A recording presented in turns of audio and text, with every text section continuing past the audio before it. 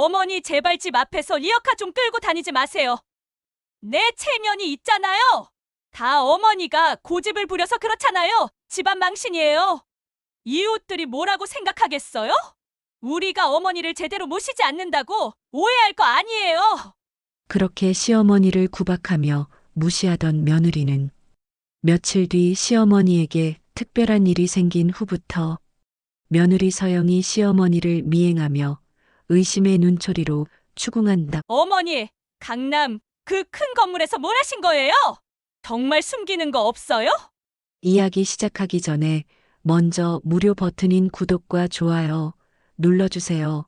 그리고 알림 설정을 꼭 해두시면 새 영상이 올라올 때 가장 먼저 만나보실 수 있습니다. 지금 어디에서 이 이야기를 듣고 계신가요? 댓글로 지역이나 장소를 남겨주시면 감사한 마음으로 따뜻하게 인사드리겠습니다. 늘 감사해요. 이야기를 시작하겠습니다. 서울 변두리 좁은 골목길, 새벽 5시가 채 되기 전부터 삐걱거리는 소리가 골목을 깨웁니다. 오말수는 오늘도 어김없이 낡은 리어카를 끌고 나섰습니다. 75살의 나이에도 허리는 곧게 펴져 있지만 손가락 마디마디에 박힌 굳은 살과 거칠어진 손등이 세월의 무게를 말해주고 있었죠. 리어카 바퀴 하나가 삐걱거리며 돌아갑니다. 몇 달 전부터 이상했지만 고칠 돈이 아까워서 그냥 쓰고 있었어요. 바퀴축에 기름을 좀 쳐주면 소리가 줄어들 텐데 그마저도 아끼며 살아야 하는 것이 말순의 현실이었습니다.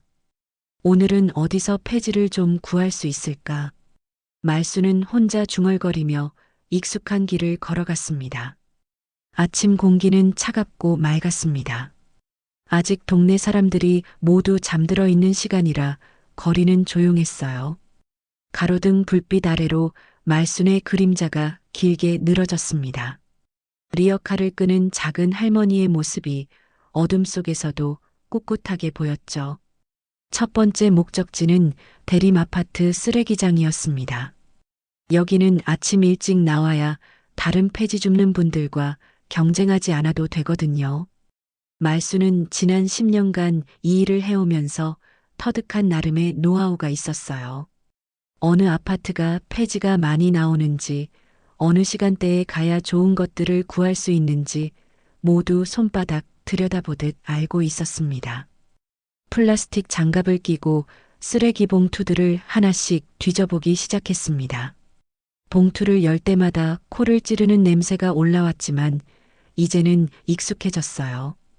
신문지, 잡지, 골판지 상자들이 하나둘씩 리어카에 쌓여갔죠. 말수는 종류별로 정리해서 쌓았습니다. 그래야 나중에 고물상에서 더 좋은 값을 받을 수 있거든요. 아이고, 이것 좀 봐라.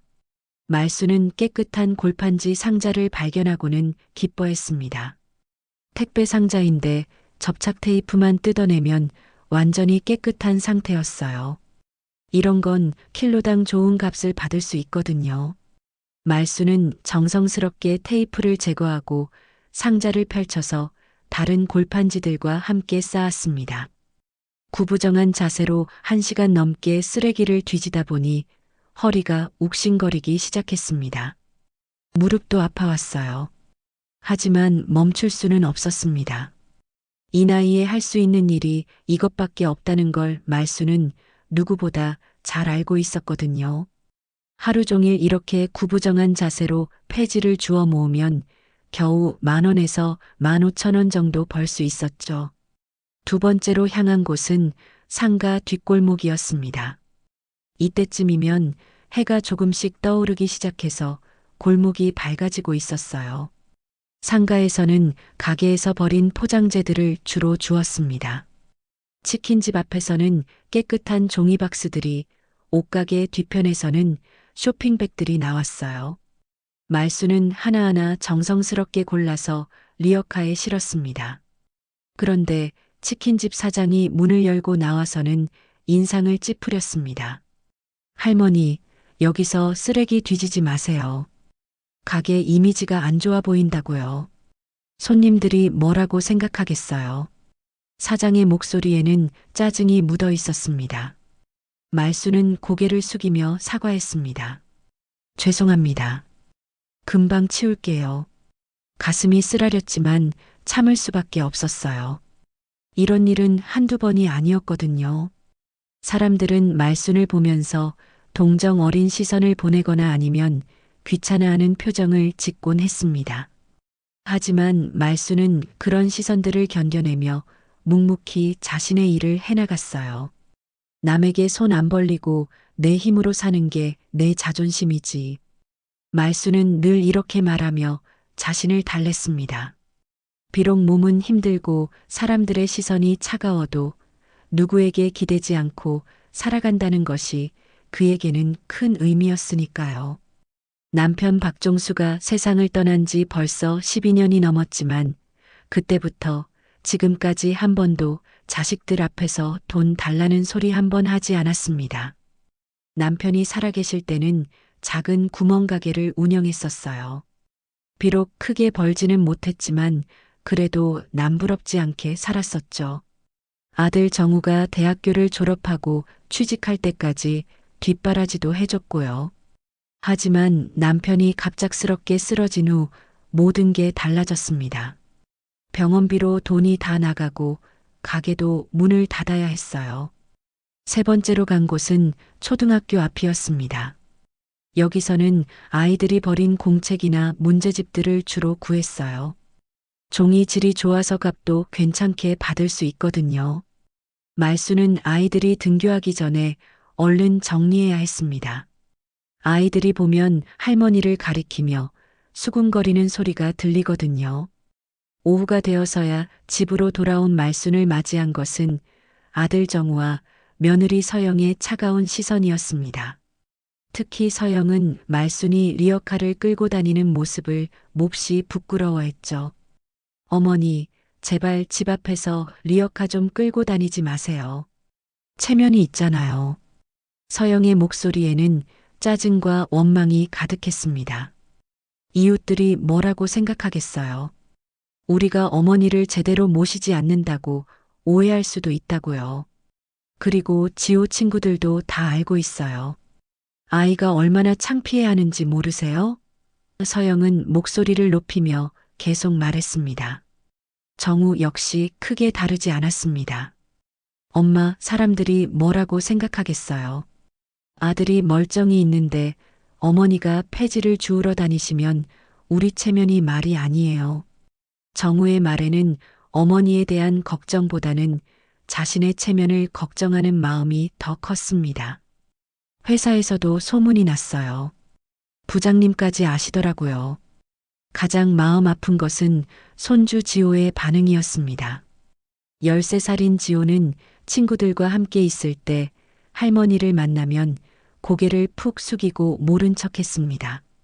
아이 나름대로는 창피한 마음이 컸겠지만 말순에게는 가슴이 찢어지는 순간들이었죠. 어제도 그런 일이 있었습니다. 말순이 리어카를 끌고 가는데 지호가 친구 3명과 함께 걸어오고 있었어요. 지호야 하고 반갑게 인사하려던 말순은 지호가 친구들에게 저기 가자라고 하며 다른 길로 돌아가는 모습을 봤습니다. 그 순간 말순의 가슴에는 바늘이 꽂힌 것 같은 아픔이 스며들었어요. 할머니는 왜 그런 일을 하세요? 지호가 한 번은 조심스럽게 물어본 적이 있었습니다. 말순은 손주의 맑은 눈을 바라보며 씁쓸하게 웃으며 대답했습니다. 할머니는 일하는 게 좋단다. 누구한테 기대지 않고 내 힘으로 사는 게 얼마나 당당한 일인지 모르겠구나. 그렇게 말하면서도 말순의 가슴 한편에는 서러움이 깊이 쌓여갔습니다. 가족들이 자신을 부끄러워하는 것을 모르지 않았거든요. 하지만 어쩔 수 없었습니다. 나이가 들어 남에게 짐이 되고 싶지 않았고 무엇보다 스스로 벌어서 먹고 사는 것이 자신에게는 마지막 자존심이었으니까요. 저녁 늦게 폐지를 정리하며 하루벌이를 계산해 보니 12,000원이 나왔습니다. 평소보다 조금 많이 번 날이었어요. 말수는 작은 미소를 지으며 돈을 소중히 접어 넣었습니다. 오늘도 무사히 하루를 보냈구나. 몸은 피곤했지만 마음 한편으로는 뿌듯함이 있었어요. 비록 가족들의 차가운 시선이 마음을 아프게 했지만 그래도 자신의 힘으로 하루를 살아냈다는 것만으로도 말순에게는 의미 있는 하루였습니다. 오늘도 어김없이 새벽부터 폐지를 주우러 나선 말순은 평소보다 더 많은 사람들의 시선을 받고 있었습니다. 동네 아줌마들이 모여서 수군거리는 소리가 귀에 들려왔어요. 저 할머니 또 나오셨네. 아들이 있으면서 왜 저러실까? 말수는 애써 들리지 않는 척하며 리어카를 끌고 지나갔습니다. 그런데 오늘은 뭔가 달랐어요. 평소보다 사람들의 시선이 더 따가웠거든요. 말순이 대림아파트 쓰레기장에서 폐지를 정리하고 있는데 아파트 주민 몇 명이 모여서 수군거리는 소리가 들렸습니다. 에이구, 저 할망구 아직도 폐지 줍고 다니네. 아들 멀쩡히 있다면서? 한 아줌마가 큰 소리로 말했어요. 우리 아파트 입구에서 저런 짓 하면 체면이 말이 아니지. 집값도 떨어질 것 같고. 또 다른 아줌마가 맞장구 쳤습니다. 맞아. 아들이 회사 다니면서 월급 받는다는데 왜 어머니를 저렇게 내버려 두는지 모르겠어. 말순의 얼굴이 화끈거렸습니다. 손이 떨리기 시작했어요. 하지만 꾹 참고 폐지 정리를 계속했습니다. 이런 말들은 이제 익숙해져야 한다고 스스로를 달랬거든요. 하지만 가슴 한구석이 답답하고 아팠어요. 저기 보세요, 저 할머니. 우리 보고도 아무렇지 않게 계속하네요. 한 아줌마가 손가락질까지 하며 말했습니다. 뻔뻔하기도 하지. 자식들 창피한 줄도 모르고. 말수는 더 이상 참을 수 없어서 리어카를 급하게 끌고 그 자리를 벗어났습니다. 상가 뒷골목으로 향하는 길에서도 비슷한 일이 벌어졌어요. 미용실 앞을 지나가는데 안에서 파마하고 있던 아줌마들이 창문 너머로 말순을 가리키며 말하고 있었습니다.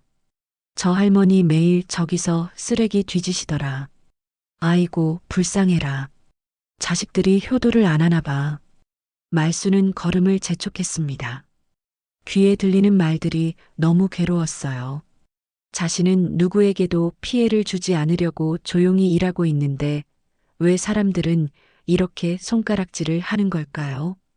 눈물이 핑 돌았지만 꾹 참았습니다. 오후에 집으로 돌아온 말순을 기다리고 있는 것은 더욱 차가운 현실이었습니다. 현관문을 열고 들어서자마자 며느리 서영이 팔짱을 끼고 서 있었어요. 얼굴에는 화가 잔뜩 나 있었습니다. 어머니, 서영이 날카로운 목소리로 말을 시작했습니다. 오늘 아파트 분여회에서 연락이 왔어요. 어머니가 쓰레기장에서 난리를 피우셨다면서요? 서영의 목소리는 점점 높아졌어요. 주민들이 다 불만이 많다고 하던데 이제 정말 참을 수가 없어요. 말수는 어리둥절했습니다. 내가 무슨 난리를 쳤다는 거냐? 그냥 조용히 폐지만 주었는데. 하지만 서영은 말순의 말을 들으려 하지 않았어요. 어머니는 모르시겠지만 우리가 얼마나 창피한 줄 아세요? 이웃들이 뭐라고 생각하겠어요? 그때 아들 정우도 회사에서 돌아왔습니다. 정우의 얼굴도 좋지 않았어요. 엄마, 오늘 회사에서 부장님이 저를 따로 부르시더라고요. 어머니 이야기를 하시면서 말이에요. 정우는 한숨을 푹 쉬었습니다. 정말 이제는 안 되겠어요. 다 할머니가 고집을 부려서 그렇잖아요. 서영이 다시 끼어들었습니다. 집안 망신이에요, 정말. 아파트 사람들이 우리를 어떻게 볼까요? 아들, 며느리가 시어머니도 제대로 모시지 못한다고 생각할 거 아니에요. 서영의 목소리에는 원망과 분노가 가득했어요. 그럼 내가 어떻게 살라는 거냐? 말순이 조심스럽게 물었습니다. 집에서 가만히 있으라는 거냐? 내가 일하는 게 그렇게 창피하냐? 말순의 목소리도 떨리기 시작했어요. 가슴이 답답하고 숨이 막혔습니다. 정우가 짜증스럽게 대답했습니다. 엄마, 나이도 이만하면 됐잖아요. 이제 좀 쉬세요.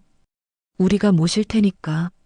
하지만 그 말에는 진심이 담겨 있지 않았어요. 어쩔 수 없이 하는 말이라는 게 뻔히 보였거든요. 아니다. 말순이 단호하게 말했습니다. 나는 내 힘으로 살고 싶다. 너희한테 짐이 되고 싶지 않다. 하지만 서영은 더욱 화를 냈어요. 그럼 우리는 어떻게 살라고 하세요? 매일 이런 스트레스를 받으면서요? 그 순간 손주 지호가 학교에서 돌아왔습니다. 지호는 집안 분위기가 험악한 것을 느끼고는 조용히 자기 방으로 들어가려 했어요. 하지만 서영이 지호를 붙잡았습니다. 지호야, 너도 말해봐. 할머니가 저런 일 하시는 거 어떻게 생각해? 지호는 당황스러워했어요. 할머니와 엄마 아빠 사이에서 뭐라고 말해야 할지 몰랐거든요. 저는 지호가 머뭇거렸습니다. 그 모습을 보던 말순의 가슴이 더욱 아팠어요. 친구들이 다 알고 있어, 지호야. 서영이 계속 말했습니다. 할머니가 폐지 주우시는 거 얼마나 창피하냐? 지호는 고개를 숙이고 아무 말도 하지 못했어요. 그 모습이 말순에게는 가장 큰 상처였습니다. 그날 밤 말순은 잠을 이룰 수 없었어요. 가족들의 차가운 말들이 계속 귀에 맴돌았거든요. 내가 정말 잘못된 걸까? 내 자존심 때문에 가족들이 고생하는 걸까?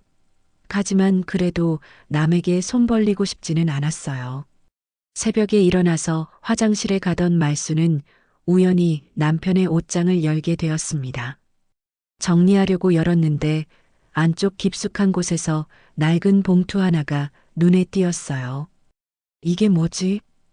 말순은 조심스럽게 봉투를 꺼냈습니다. 봉투를 열어보니 안에는 오래된 서류들이 들어 있었어요.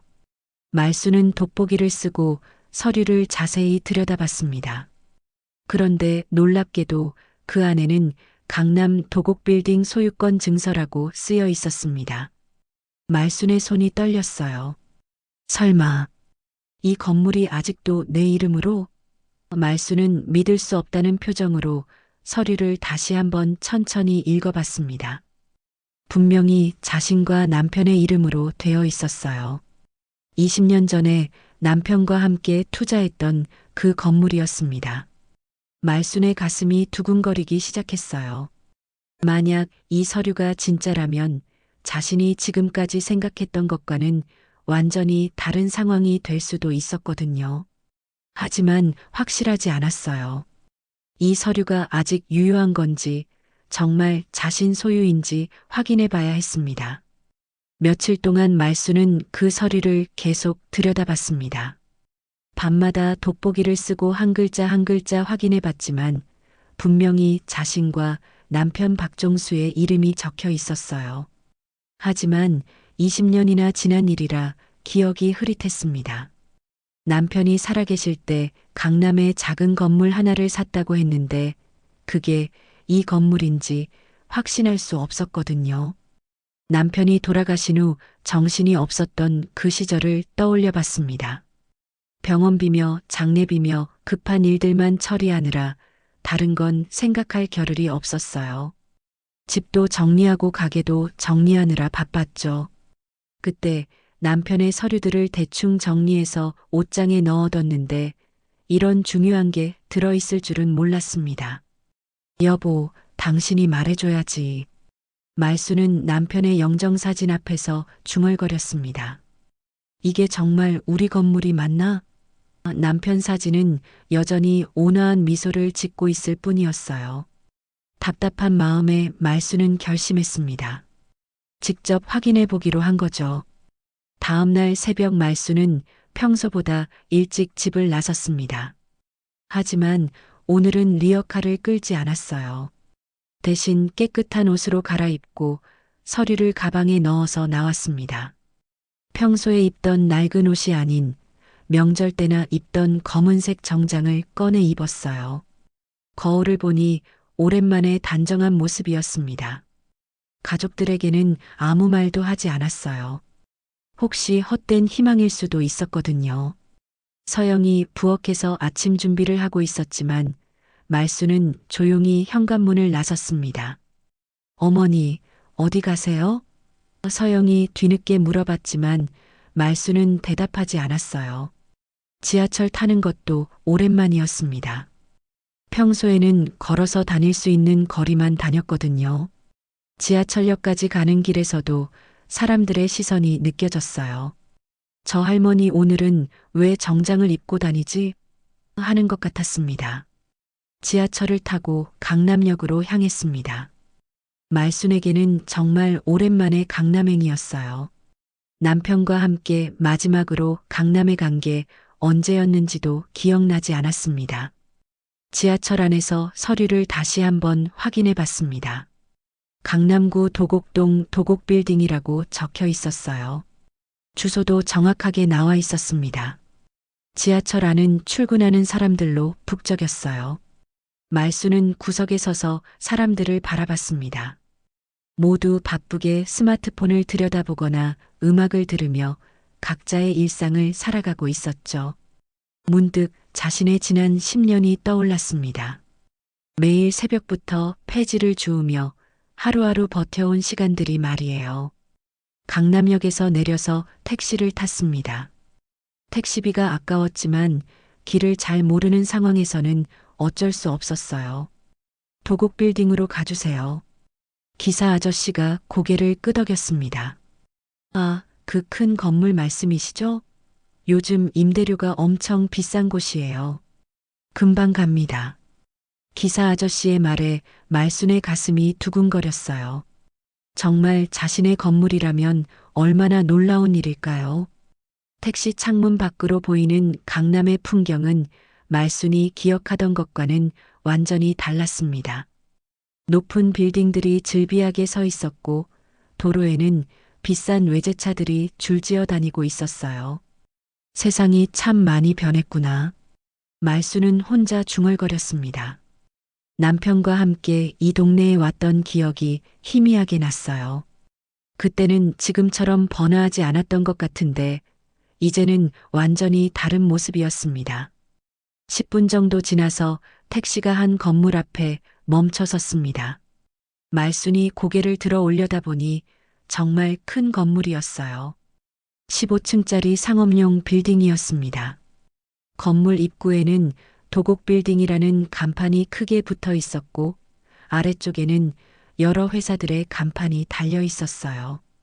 정말 이 건물이 내 거라는 말인가? 말수는 믿을 수 없다는 표정으로 건물을 바라봤습니다. 이렇게 큰 건물의 주인이라니 꿈에서나 가능한 일이었거든요. 하지만 서류에는 분명히 이 건물이라고 나와 있었어요. 주소도 정확히 맞았습니다. 건물 주변을 한 바퀴 돌아봤습니다. 1층에는 대형 은행이 들어와 있었고 2층부터는 여러 회사들이 입주해 있었어요. 사람들이 바쁘게 드나들고 있었습니다.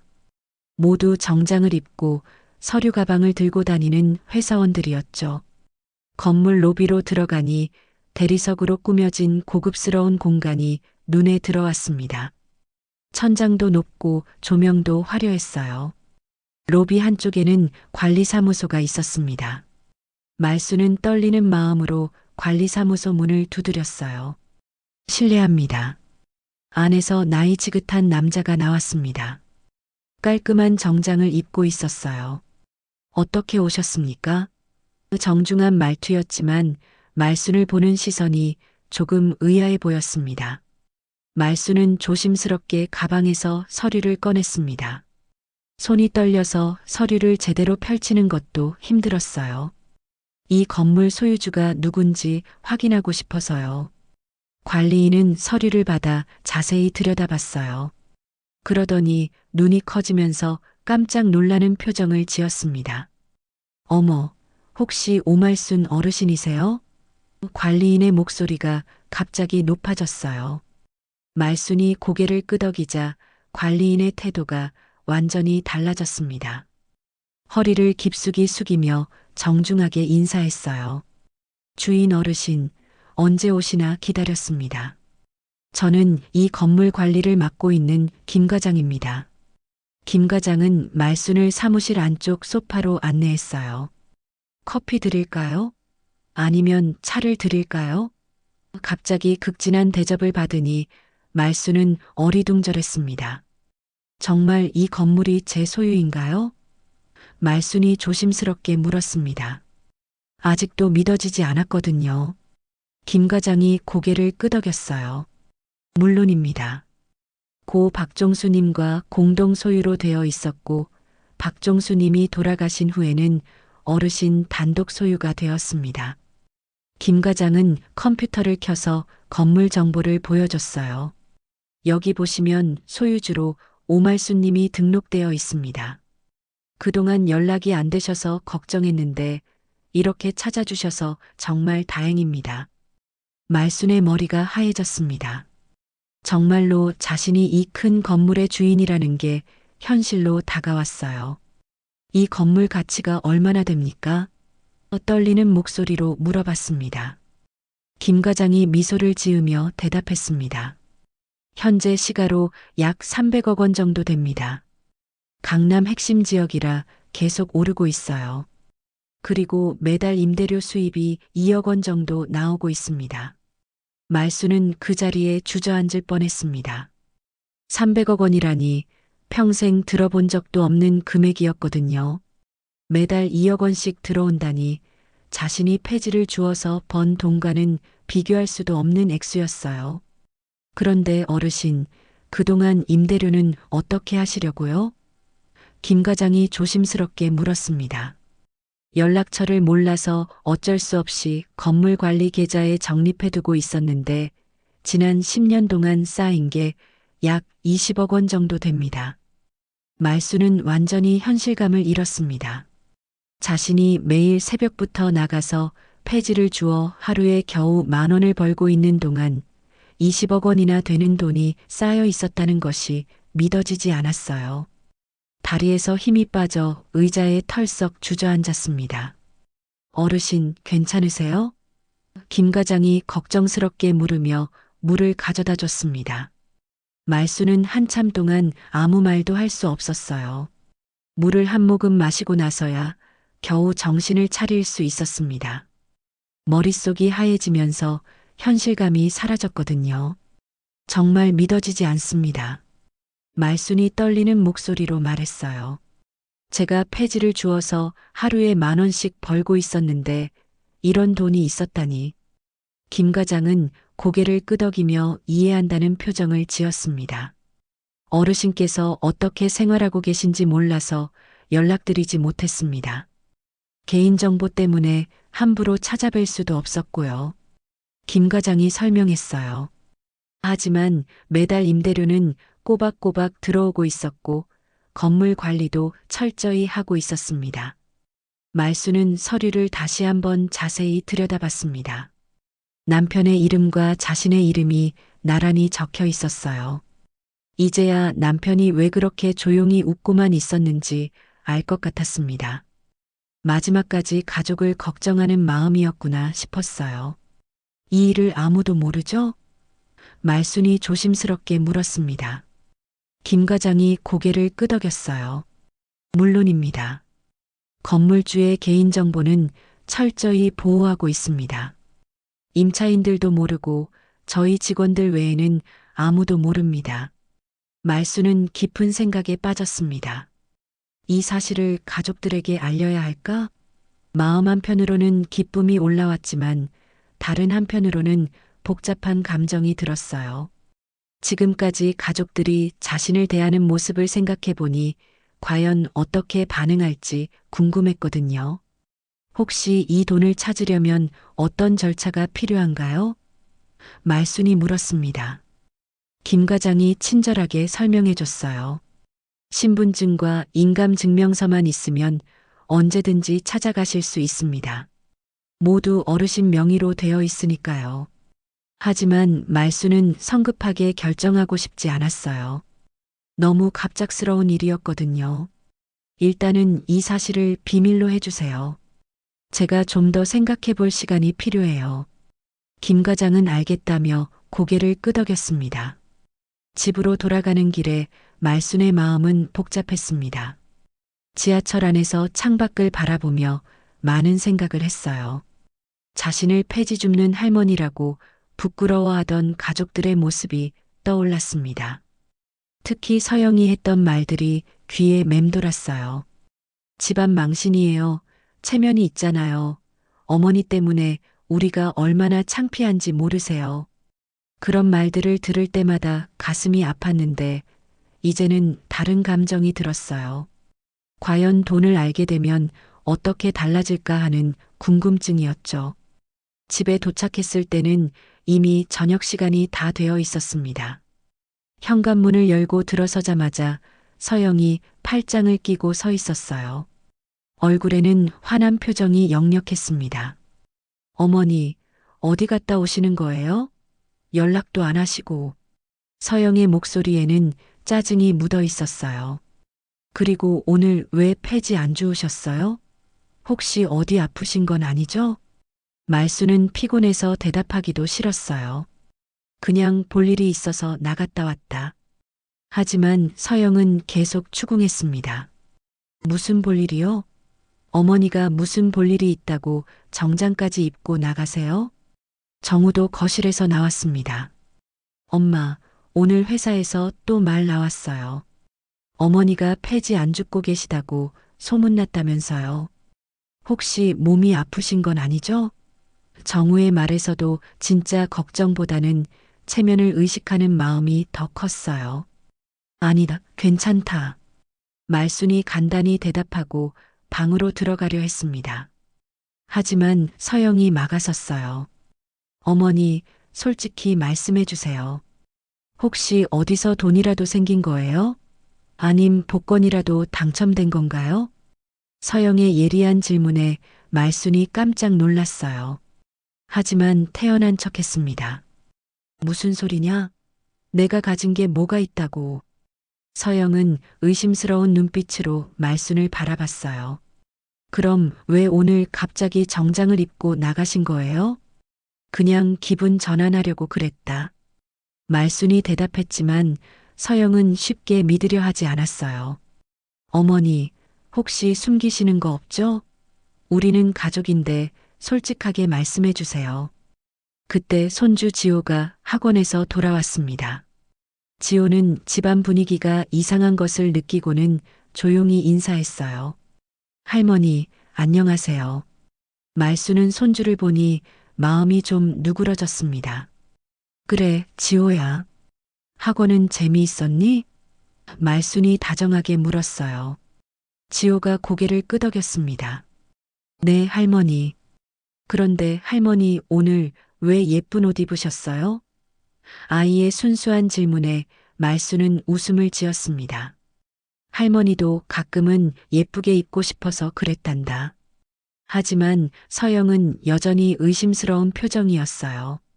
어머니, 정말 아무것도 숨기시는 거 없죠? 갑자기 태도가 달라지신 것 같은데. 말수는 서영의 끈질긴 추궁이 부담스러웠어요. 하지만 아직은 때가 아니라고 생각했습니다. 좀 더 지켜보고 싶었거든요. 내가 뭘 숨긴다는 거냐? 그냥 늙은이가 기분 전환 한 번 한 게 그렇게 이상하냐? 저녁 식사 시간에도 서영의 시선은 계속 말순을 향해 있었어요. 평소와 다른 말순의 모습이 의심스러웠나 봅니다. 어머니, 혹시 어디서 돈 냄새라도 맡으신 거 아니에요? 요즘 사기 같은 것도 많다던데. 정우도 거들었어요. 맞아요, 엄마. 혹시 이상한 사람들이 접근하지는 않았죠? 노인분들 상대로 사기치는 경우가 많다던데. 가족들의 말을 들으며 말수는 씁쓸한 마음이 들었어요. 진짜 걱정해서 하는 말일까? 아니면 자신들이 모르는 돈이 생길까봐 걱정하는 걸까? 말수는 가족들의 진심을 알고 싶었습니다. 그래서 더욱 비밀을 지키기로 마음먹었어요.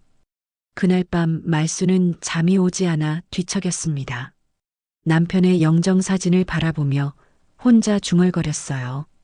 여보, 당신이 남겨둔 이 선물을 어떻게 써야 할까? 가족들이 진짜 나를 걱정해서 그러는 건지 아니면 다른 이유가 있는 건지 알아보고 싶어. 다음 날부터 말수는 평소처럼 폐지를 주우러 나갔습니다. 하지만 마음가짐이 완전히 달라졌어요. 이제는 생계를 위해서가 아니라 가족들을 지켜보기 위한 연기였거든요. 리어카를 끌고 다니면서도 마음 한편으로는 여유가 생겼습니다. 며칠이 지나면서 서영의 의심은 더욱 커졌어요. 말순의 행동 하나하나를 유심히 지켜봤거든요. 어디를 가는지, 누구를 만나는지 계속 신경 쓰고 있었습니다. 말순은 그런 서영의 모습을 보면서 더욱 확신했어요. 돈에 대한 관심이 자신에 대한 걱정보다 앞서고 있다는 것을 말이죠. 며칠 더 지나자 서영의 의심은 점점 구체적인 행동으로 나타났습니다. 말순이 폐지를 주우러 나갈 때마다 몰래 뒤따라오기 시작한 거예요. 처음에는 말순도 모르고 있었는데 어느 날 뒤를 돌아보니 서영이 멀찍이 서서 자신을 지켜보고 있는 걸 발견했습니다. 저 여자가 왜 나를 미행하지? 말순은 당황스러웠지만 모른 척했어요. 평소처럼 리어카를 끌고 쓰레기장에서 폐지를 주었습니다. 하지만 마음 한편으로는 불쾌했어요. 며느리가 시어머니를 의심하며 뒤를 밟는다니 이런 일이 있을 수 있나 싶었거든요. 서영은 며칠 동안 말순을 미행했지만 별다른 걸 발견하지 못했습니다. 말순은 정말로 패지만 죽고 있었거든요. 하지만 서영은 포기하지 않았어요. 뭔가 숨기고 있다는 확신이 있었거든요. 그러던 어느 날 말순이 실수를 했습니다. 건물 관리사무소에서 연락이 와서 중요한 서류를 가져가라고 한 거예요. 말순은 가족들 몰래 다시 강남으로 향했습니다. 하지만 이번에도 서영이 몰래 뒤따라왔어요. 서영은 말순이 지하철을 타고 강남역으로 가는 것을 보고 깜짝 놀랐습니다. 어머니가 강남에 무슨 일이 있지? 의심이 더욱 커졌어요. 서영도 같은 전철을 타고 말순을 따라갔습니다. 말순이 도곡 빌딩 앞에서 택시를 내리는 것을 본 서영은 눈을 의심했어요. 왜 어머니가 저런 큰 건물에? 서영은 멀찍이 떨어져서 말순의 행동을 지켜봤습니다. 말순이 건물 안으로 들어가는 모습을 보고는 더욱 궁금해졌어요. 1시간 정도 지나서 말순이 건물에서 나왔습니다. 손에는 큰 봉투를 들고 있었어요. 서영은 그 봉투가 무엇인지 너무나 궁금했습니다. 혹시 정말 어머니한테 숨겨둔 돈이 있는 건 아닐까? 서영은 말순이 완전히 사라진 후에 건물로 다가갔습니다. 로비를 둘러보니 여러 회사들이 들어와 있었어요. 관리사무소도 보였고요. 서영은 용기를 내서 관리사무소 문을 두드렸습니다. 실례합니다. 혹시 아까 여기 나이 드신 할머니 한 분이 오지 않았나요? 서영이 조심스럽게 물었어요. 김 과장은 경계하는 표정을 지었습니다. 왜 그런 걸 물어보시는지요? 제가 그분의 며느리인데 어머니가 요즘 이상하게 행동하셔서 걱정이 되거든요. 서영이 거짓말을 했어요. 혹시 어머니가 사기를 당하는 건 아닌지 확인하고 싶어서요. 김 과장은 개인정보 때문에 함부로 말할 수 없다고 했습니다. 하지만 서영은 포기하지 않았어요. 제발 좀 알려주세요. 정말 걱정돼서 그래요. 계속 졸라대자 김 과장이 어쩔 수 없이 입을 열었습니다. 그분이 이 건물과 관련된 일로 오셨는데 자세한 건 말씀드릴 수 없습니다. 김 과장의 말에 서영의 눈이 번뜩였어요. 역시 뭔가 있구나. 서영은 더 자세히 알아내려고 했지만 김 과장은 더 이상 말하지 않았습니다. 집에 돌아온 서영은 정우에게 모든 것을 털어놓았어요. 여보, 어머니한테 정말 뭔가 있는 것 같아. 강남에 있는 큰 건물에 가서 뭔가를 가져왔다고. 정우도 놀랐습니다. 정말? 엄마가 그런 곳에 무슨 일이 있어? 모르겠어. 하지만 분명히 돈과 관련된 일이야.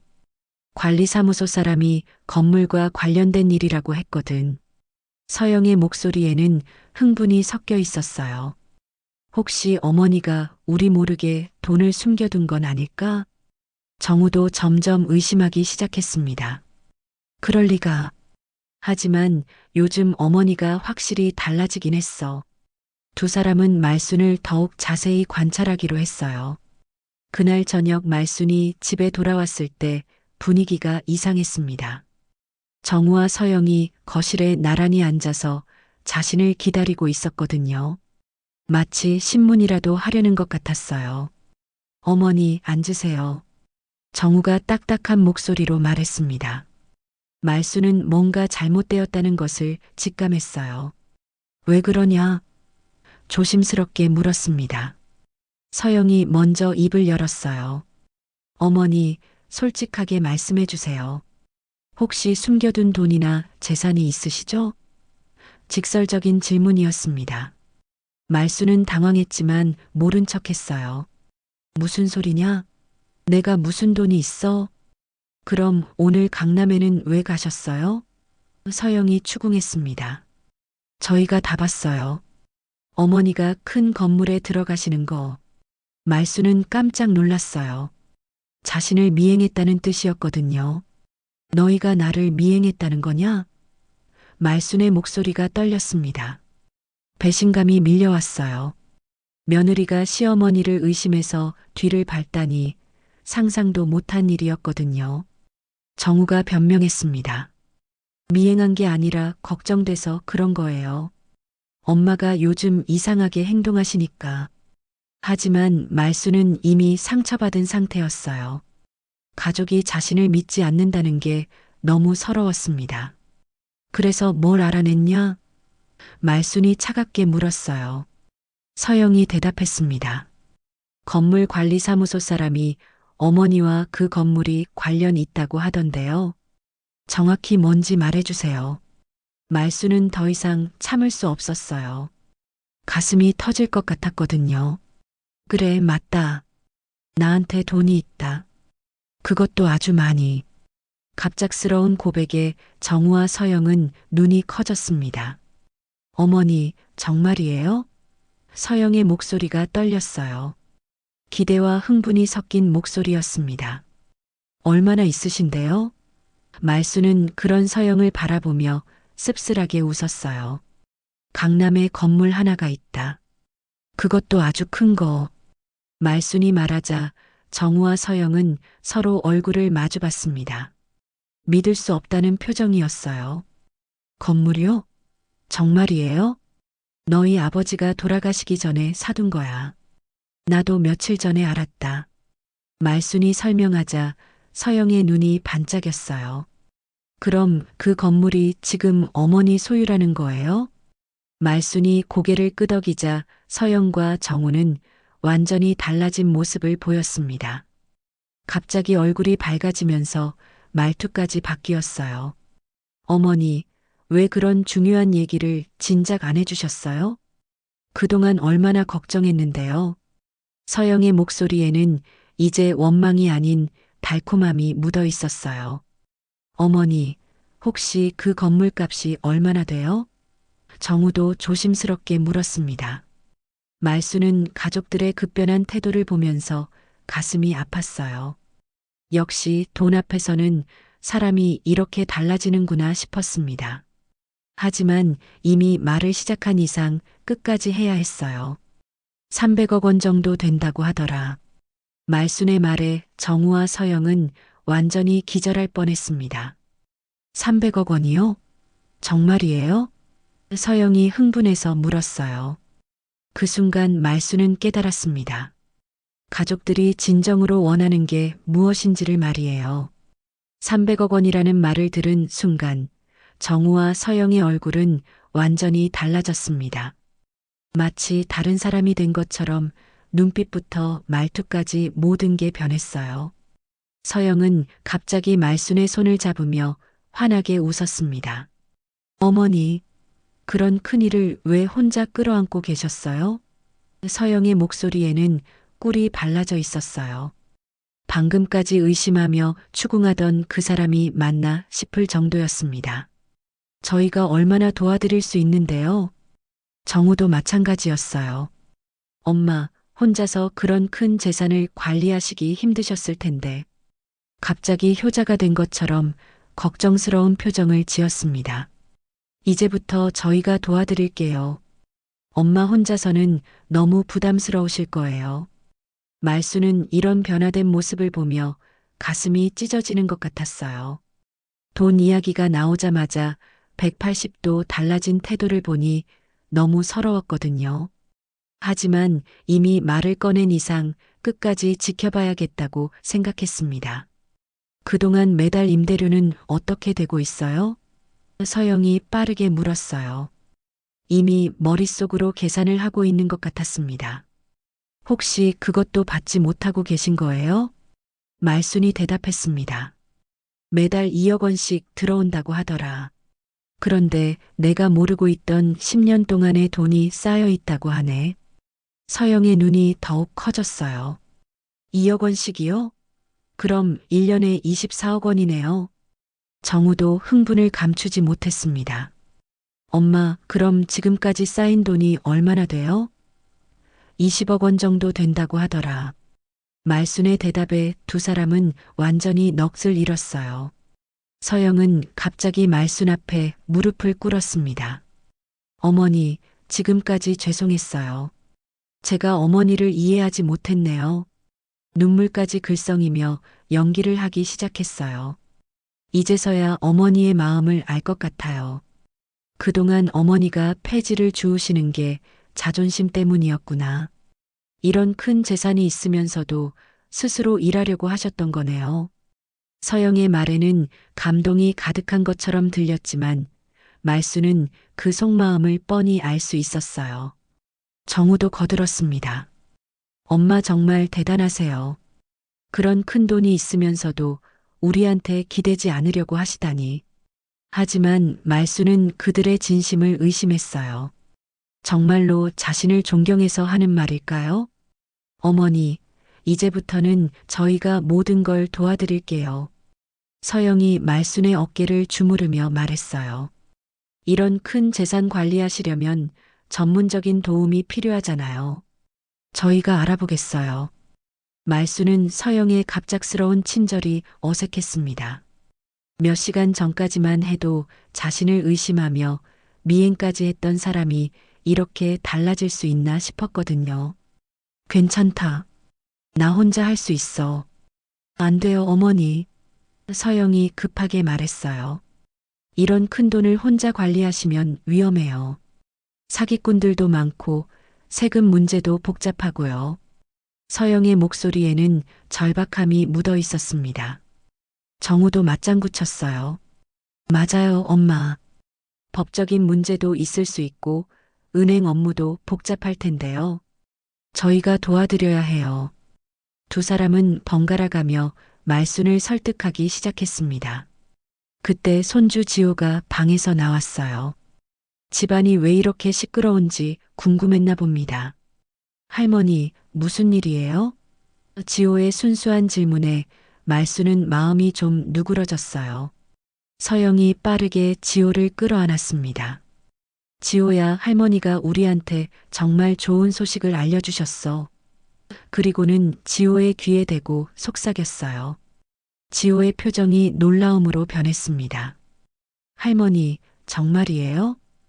지호가 눈을 크게 뜨며 물었어요. 말수는 손주의 반응이 궁금했습니다.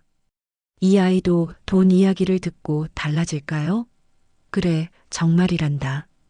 지호는 잠깐 생각하더니 말순에게 다가와서 꼭 안겼어요. 할머니 정말 대단해요. 그럼 이제 할머니가 폐지 안 주어도 되겠네요? 아이의 순수한 기쁨에 말순의 눈가가 촉촉해졌습니다. 하지만 서영은 다른 생각을 하고 있었어요. 어머니, 그런데 그 건물 관리는 누가 하고 있어요? 혹시 관리비가 너무 많이 나가는 건 아니죠? 벌써 돈 계산을 하고 있었습니다. 김 과장이라는 분이 잘해주고 계시더라. 말순이 대답하자 서영이 또 물었어요. 그분 믿을 만한 사람이에요? 혹시 돈을 빼돌리거나 그런 건 없을까요? 의심이 많아진 서영이었습니다. 정우도 걱정스럽게 말했어요. 엄마, 정말 조심하셔야 해요. 그런 큰 돈을 다루다 보면 주변에서 노리는 사람들이 많을 거예요. 겉으로는 걱정하는 척 했지만 속마음은 달랐어요. 어머니, 내일 저희랑 같이 가보는 게 어때요? 서영이 제안했어요. 제가 직접 확인해 보고 싶어요. 어머니 혼자서는 속을 수도 있잖아요. 말수는 서영의 진짜 의도를 알고 있었어요. 아니다, 괜찮다. 말순이 거절하자 서영은 더욱 간절하게 말했어요. 어머니, 저희가 가족인데 이런 중요한 일을 함께 해야죠. 저희도 어머니를 도와드리고 싶어요. 그날 밤 정우와 서영은 침실에서 몰래 대화를 나눴어요. 여보, 정말 믿어져? 어머니한테 그런 큰 돈이 있다니. 서영의 목소리는 흥분으로 떨리고 있었습니다. 글쎄, 진짜인 것 같긴 한데. 정우도 믿기 어렵다는 표정이었어요. 그런데 어머니가 혼자서 그런 큰 돈을 관리할 수 있을까? 우리가 도와드려야 하는 거 아니야? 서영이 눈을 반짝이며 말했어요. 당연하지. 어머니 연세도 많으시고 그런 복잡한 일을 혼자 하시기엔 무리야. 하지만 그들의 진짜 속마음은 따로 있었어요. 내일 무조건 같이 가봐야겠어. 서영이 결심에 찬 목소리로 말했어요. 그 돈이 정말 있는지 직접 확인해 봐야지. 정우도 고개를 끄덕였습니다. 맞아.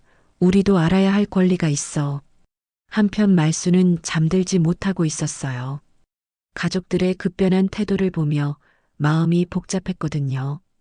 돈 이야기가 나오자마자 완전히 달라진 모습을 보니 너무 실망스러웠습니다. 역시 사람은 돈 앞에서는 본 모습을 드러내는구나. 말수는 깊은 한숨을 쉬었어요. 하지만 이제 더 확실하게 알고 싶었습니다. 가족들이 정말로 돈 때문에 자신을 대하는 것인지 아니면 진짜 걱정해서 그러는 것인지 말이에요. 말수는 마음속으로 결심했어요. 끝까지 지켜보겠다고. 다음 날 아침 서영은 평소보다 일찍 일어나서 화장을 정성스럽게 했습니다. 오늘은 말순과 함께 건물에 가는 날이었거든요.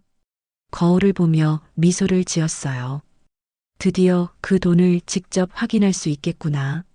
마음속으로는 이미 그 돈을 어떻게 쓸지 계획을 세우고 있었습니다. 어머니, 준비되셨어요? 서영이 다정한 목소리로 말순을 불렀어요. 평소와는 완전히 다른 태도였습니다. 말순은 그런 서영을 바라보며 씁쓸한 마음이 들었어요. 돈 이야기가 나오자마자 이렇게 달라지다니. 괜찮다. 나 혼자 갈 수 있어. 말순이 거절하자 서영은 더욱 간절하게 말했어요. 어머니, 저희가 가족인데 이런 중요한 일을 함께 해야죠. 제가 정말 도와드리고 싶어요. 하지만 말순은 서영의 진짜 의도를 알고 있었어요. 정우도 회사에 늦는다며 서둘러 나가면서 말했어요. 엄마, 오늘 꼭 자세히 알아보세요. 그리고 서영이 말이 맞아요. 혼자서 그런 큰일을 처리하시면 안 돼요. 정우의 목소리에도 간절함이 묻어 있었습니다. 결국 말수는 서영과 함께 강남으로 향했어요. 지하철 안에서 서영은 계속 말순에게 질문을 했습니다. 어머니, 그 건물에 몇 개 회사가 들어와 있어요? 임대료는 언제 받으세요? 관리비는 얼마나 나가요? 말수는 서영의 끝없는 질문이 부담스러웠어요. 하지만 이미 말을 시작한 이상 끝까지 가봐야겠다고 생각했습니다. 과연 서영이 어디까지 갈 것인지 궁금했거든요. 도곡 빌딩에 도착하자 서영의 눈이 휘둥그레졌어요. 와, 정말 크네요. 건물을 올려다보며 감탄했습니다. 이 건물이 정말 어머니 거예요? 믿어지지 않는다는 표정이었어요. 관리사무소에 들어가자 김 과장이 반갑게 맞아줬습니다. 어르신 오셨군요. 오늘은 누구와 함께 오셨나요? 서영이 앞으로 나서며 자신을 소개했어요. 안녕하세요. 저는 어머니 며느리예요. 김 과장은 조금 당황스러워했어요. 어르신께서 며느리분 이야기를 하신 적이 없어서 말순이 설명했습니다. 이 사람이 내 며느리 맞습니다. 오늘 함께 왔어요. 서영은 즉시 질문을 쏟아내기 시작했어요. 이 건물 정확한 가치가 얼마예요? 임대 계약서도 볼 수 있나요? 그리고 지금까지 쌓인 돈은 어느 은행에 있어요? 김 과장은 서영의 적극적인 태도에 조금 놀랐습니다. 그런 자세한 내용은 건물주께서 직접 요청하셔야. 김 과장이 말하자 서영이 끼어들었어요. 저희가 가족이니까 당연히 알아야 하는 거 아닌가요? 어머니 혼자서는 이런 복잡한 일을 처리하기 어려우시잖아요.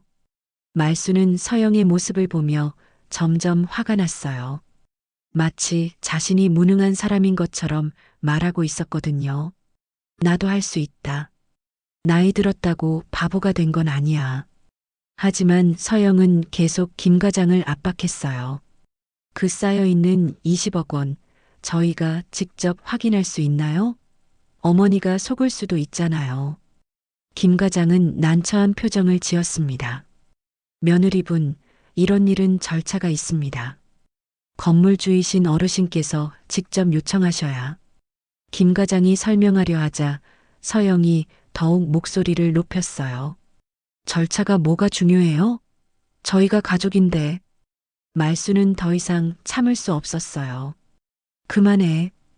큰 소리로 외쳤습니다. 김 과장님 죄송합니다. 이 사람이 너무 나섰네요. 서영은 말순의 갑작스러운 반응에 당황했어요. 어머니, 왜 그러세요? 저는 어머니를 도우려고. 서영이 변명하려 하자 말순이 차갑게 말했어요. 도움이 필요 없다고 했잖아. 집에 가자. 서영은 아직 확인하지 못한 게 너무 많았어요. 어머니, 잠깐만요. 아직 중요한 걸 확인 안 했잖아요. 하지만 말수는 이미 사무실을 나가고 있었습니다. 건물 밖에서 서영이 말순을 붙잡았어요. 어머니, 왜 그러세요? 저는 정말 어머니를 위해서. 말순이 서영을 똑바로 바라봤습니다. 너를 위해서 말 안 하고, 나를 위해서 말 안 하고. 그게 무슨 뜻이에요? 서영이 어리둥절해하자 말순이 냉정하게 말했어요. 내가 정말 나를 걱정해서 그러는 거냐? 아니면 그 돈이 탐나서 그러는 거냐? 서영은 깜짝 놀랐어요. 말순이 자신의 속마음을 눈치챈 것 같았거든요. 어머니, 무슨 말씀을 그렇게 해. 하지만 말순의 눈빛은 차가웠습니다. 나도 바보가 아니다. 돈 이야기 나오자마자 너희가 어떻게 달라졌는지 다 봤어. 말순의 목소리에는 실망과 분노가 섞여 있었어요. 그동안 나를 부끄러워하더니 돈 있다고 하니까 갑자기 친절하게 구네. 서영은 당황해서 변명했어요. 어머니, 오해예요. 저는 정말 어머니를 위해서. 하지만 말순은 더 이상 듣고 싶지 않았어요. 집에 가자. 더 이상 할 말 없다. 집에 돌아온 후 서영은 정우에게 화를 내며 전화했어요. 여보, 어머니가 이상해졌어. 우리가 도우려고 하는데 화를 내시네. 정우도 놀랐습니다. 왜? 무슨 일이야? 건물 관리하는 사람한테 자세히 물어보려고 했는데 어머니가 갑자기 화를 내면서 나가버리셨어. 서영의 목소리에는 억울함이 묻어 있었어요. 우리가 뭘 잘못했다고. 정우가 말했어요. 엄마 기분을 상하게 했나 보네. 좀 더 조심스럽게 접근했어야지.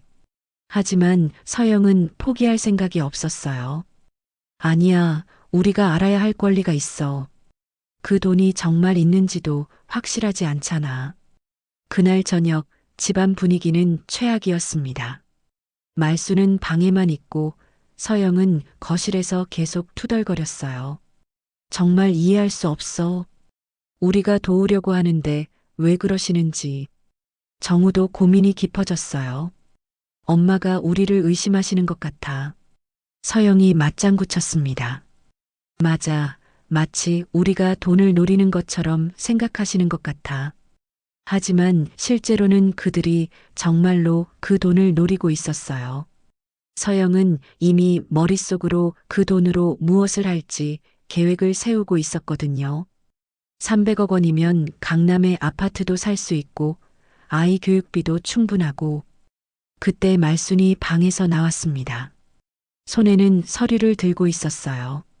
너희가 그렇게 알고 싶어 하니까 보여주마. 서영과 정우의 눈이 번뜩였습니다.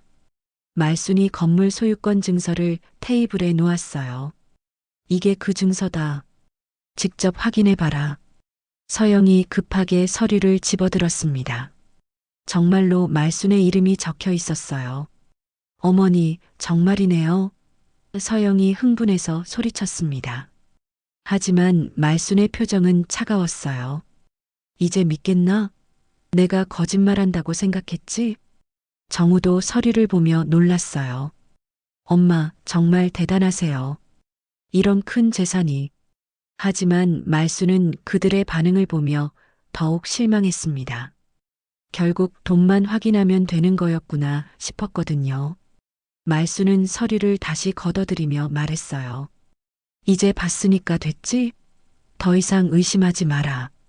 하지만 서영과 정우의 마음속에는 더 큰 욕심이 생기고 있었습니다. 며칠이 지난 후 서영의 태도는 더욱 노골적으로 변했습니다. 말순이 나가지 않은 틈을 타서 몰래 서류를 찾아보려 하기도 했고 전화로 부동산 중개업소에 문의하기도 했어요. 강남 도곡빌딩 시세가 얼마나 되는지 좀 알아봐 주세요. 정우도 마찬가지였어요. 회사에서도 건물 관리나 부동산 투자에 대해 동료들에게 은근히 물어보고 다녔습니다. 혹시 부모님 재산 관리 어떻게 하세요? 같은 식으로 돌려서 물어봤거든요. 그러던 어느 날 서영이 결정적인 행동을 했습니다. 말순이 시장에 갔을 때 서영은 몰래 말순의 방에 들어가서 서류를 찾기 시작했어요. 옷장, 서랍, 심지어 베개 밑까지 뒤져봤습니다. 운 좋게도 서영은 건물 소유권 증서와 함께 다른 중요한 서류들을 발견했어요. 그 안에는 은행 계좌 정보와 인감증명서까지 들어 있었습니다. 서영의 눈이 번뜩였어요. 이거면 충분해. 서영은 급하게 서류들을 복사하러 나갔습니다. 동네 문구점에서 복사를 한 후 원본은 다시 제자리에 놓아뒀어요. 말순이 눈치채지 못하도록 정확히 원래 있던 위치에 놓았습니다. 복사한 서류를 들고 집에 돌아온 서영은 바로 정우에게 전화했어요. 여보, 대박이야. 서류를 구했어. 정우도 흥분했습니다. 정말? 어떻게 했어? 어머니가 나간 사이에 찾았어. 인감증명서까지 있어. 서영의 목소리에는 승리감이 묻어 있었어요. 이제 우리가 직접 은행에 가서 확인할 수 있겠어. 그날 저녁 정우와 서영은 비밀회의를 했습니다. 여보, 이 서류로 뭘 할 수 있을까? 서영이 물었어요. 정우가 생각해 보더니 말했습니다. 일단 은행에 가서 계좌를 확인해 보자. 그런데 이게 불법 아니야? 정우가 조심스럽게 물었어요. 서영이 단호하게 대답했습니다. 불법이 아니야. 우리가 가족이잖아. 어머니를 도우려는 거라고. 하지만 서영의 진짜 계획은 따로 있었어요.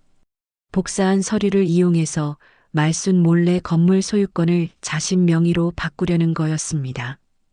물론 이건 명백한 범죄 행위였지만 욕심에 눈이 먼 서영은 그런 걸 생각할 여유가 없었어요. 다음 날 서영은 변호사 사무실을 찾아갔습니다. 안녕하세요. 부동산 소유권 이전에 대해 상담받고 싶어서요. 변호사가 물었습니다. 어떤 경우인가요? 시어머니 건물을 제 명의로 옮기고 싶은데요.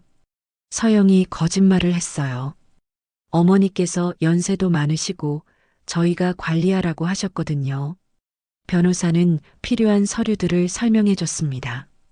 소유권 이전에는 원소유주의 동의서와 인감증명서, 그리고 등기 서류가 필요합니다. 변호사의 설명을 들은 서영은 내심 기뻐했어요. 자신이 가진 서류로 충분할 것 같았거든요.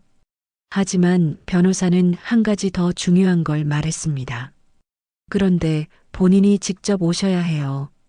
대리인이 할 수 있는 일이 아닙니다. 서영의 얼굴이 굳어졌어요. 말순이 직접 와야 한다니 이건 예상하지 못한 일이었어요. 집에 돌아온 서영은 새로운 계획을 세웠습니다. 말순을 속여서 변호사 사무실에 데려가는 거였어요. 어머니, 건물 관련해서 법적인 문제가 있을 수 있대요. 변호사한테 상담받아 보시는 게 좋겠어요. 말순은 의심스러워했어요. 무슨 법적인 문제? 서영이 그럴듯하게 거짓말했습니다. 세금 문제요. 이런 큰 재산은 세금 신고를 제대로 안 하면 나중에 큰일 날 수 있다고 하던데요. 그냥 세무서에 가면 되는 거 아니냐? 말순이 물었어요. 서영이 계속 설득했습니다. 아니에요. 이런 건 전문가한테 맡기는 게 좋아요. 제가 미리 예약해 놨거든요. 결국 말순은 서영과 함께 변호사 사무실에 가게 되었어요. 하지만 변호사 사무실에 도착해서 서영이 하는 말을 듣고는 깜짝 놀랐습니다. 변호사님, 어머니 건물을 제 명의로 이전하려고 하는데요. 서영의 말에 말순은 벌떡 일어났어요. 뭐라고? 내가 언제 그런 말을 했냐? 서영은 당황하며 변명했어요. 어머니, 어제 말씀하셨잖아요. 저희가 관리하라고. 하지만 말순은 화가 났어요. 내가 언제 소유권을 넘기라고 했냐? 관리하는 것과 소유권 이전하는 건 다른 문제다. 변호사도 이상하게 여겼어요. 소유주께서 직접 동의하신 게 아니었나요? 서영은 식은땀을 흘리며 대답했습니다. 그게 어머니가 깜빡하신 것 같아요. 연세가 많으셔서. 말순은 완전히 분노했어요. 내가 바보냐? 깜빡할 게 뭐가 있어? 큰 소리로 외쳤습니다. 너 지금 내 재산을 훔치려고 하는 거지? 변호사 사무실에서 큰 소동이 벌어졌어요. 말순은 서영을 향해 소리쳤습니다. 이게 내 진짜 목적이었구나. 나를 속여서 내 재산을 빼앗으려고 했던 거야. 서영은 울면서 무릎을 꿇었어요.